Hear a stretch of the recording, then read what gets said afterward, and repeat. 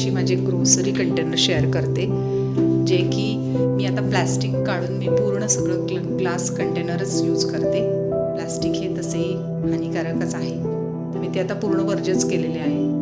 तर जे काही असे ग्लास कंटेनर पूर्ण ह्याच्या ग्रोसरीसाठी मी यूज करते. बघा,